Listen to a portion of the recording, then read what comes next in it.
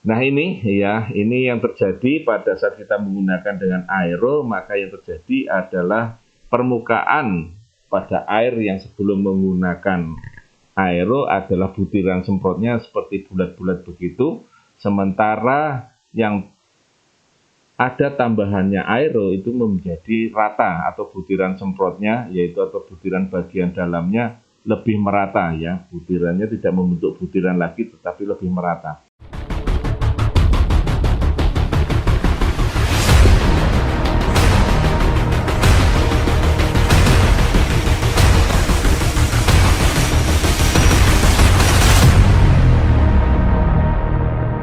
Warahmatullahi wabarakatuh. Semangat pagi. Ya, apa kabarnya teman-teman mitra-mitra dimanapun Anda berada? Ketemu lagi dengan saya.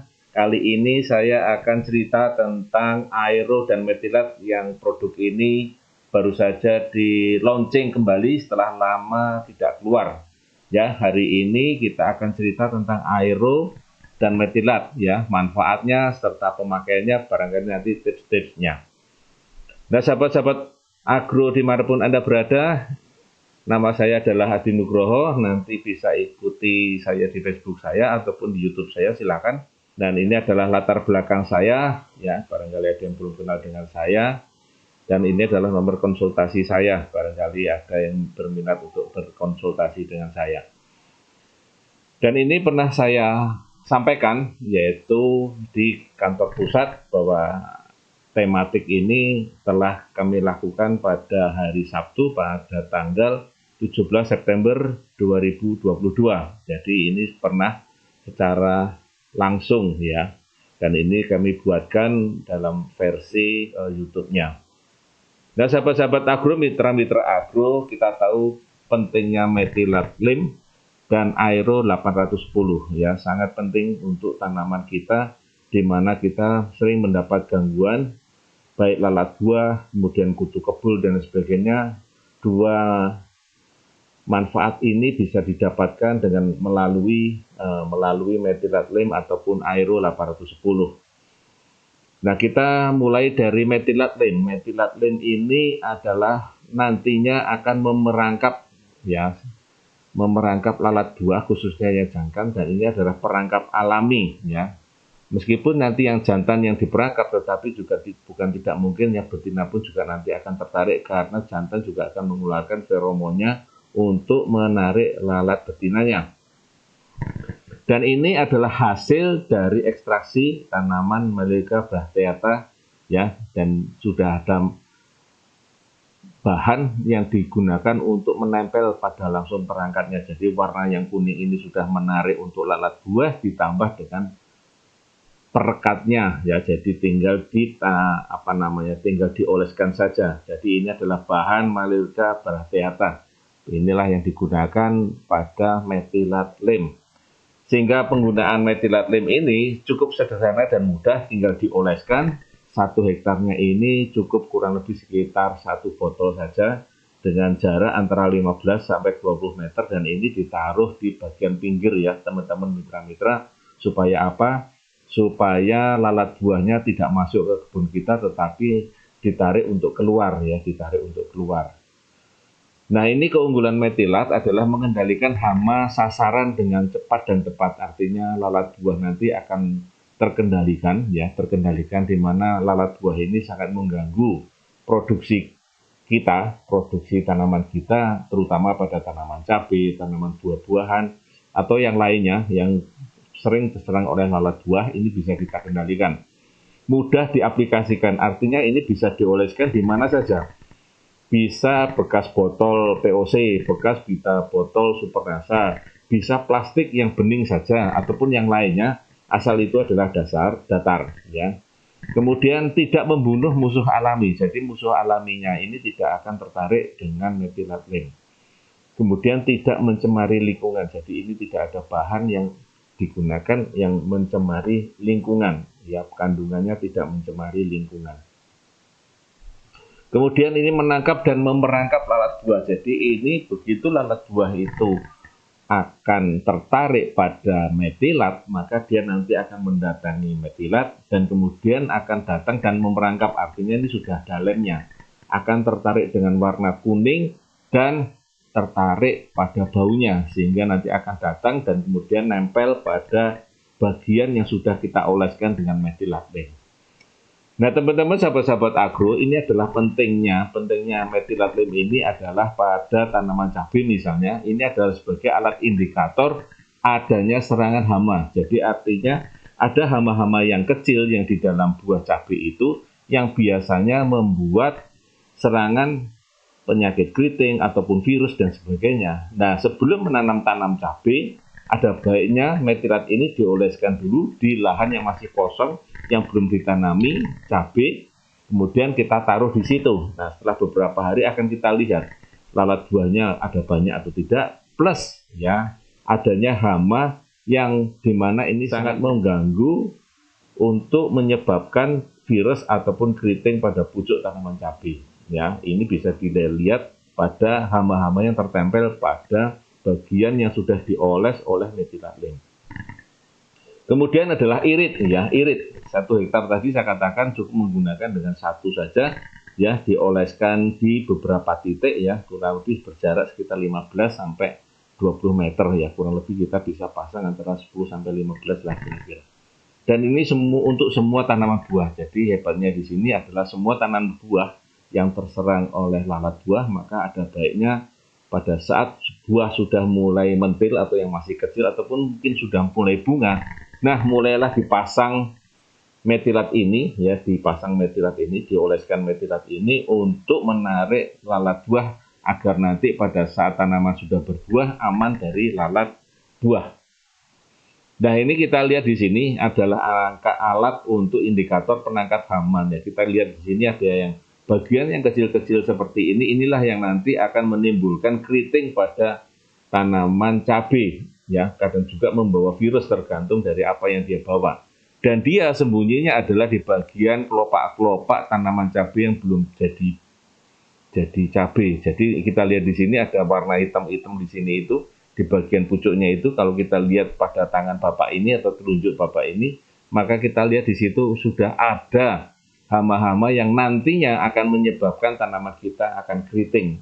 Nah, ini sangat berperan sekali si metilat ini untuk menarik hama-hama tersebut. Jadi selain lalat buah, ternyata dia juga sebagai alat indikator dan menangkap hama yang menyebabkan hama keriting dan virus pada tanaman cabai dan tanaman-tanaman yang lain, ya.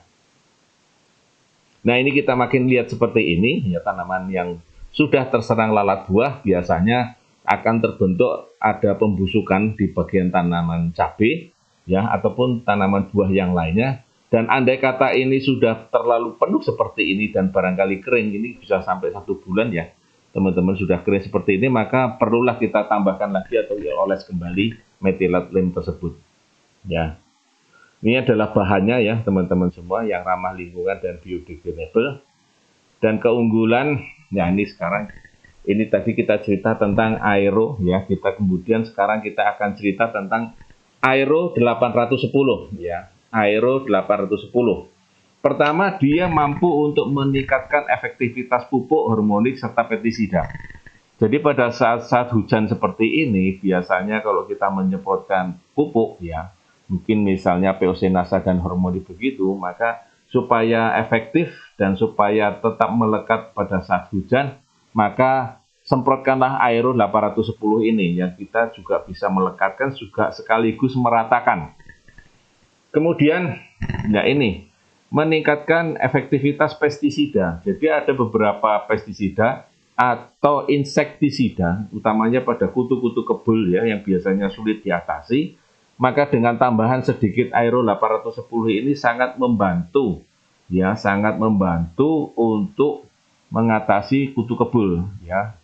Sedikit saja aero 810 ini sangat membantu. Kenapa? Karena dia nanti akan lengket pada bagian pucuknya dan menyebabkan kutu kebul tadi menjadi mati, ya, menjadi mati karena dia akan terikat dan terlekatkan dengan aero ini.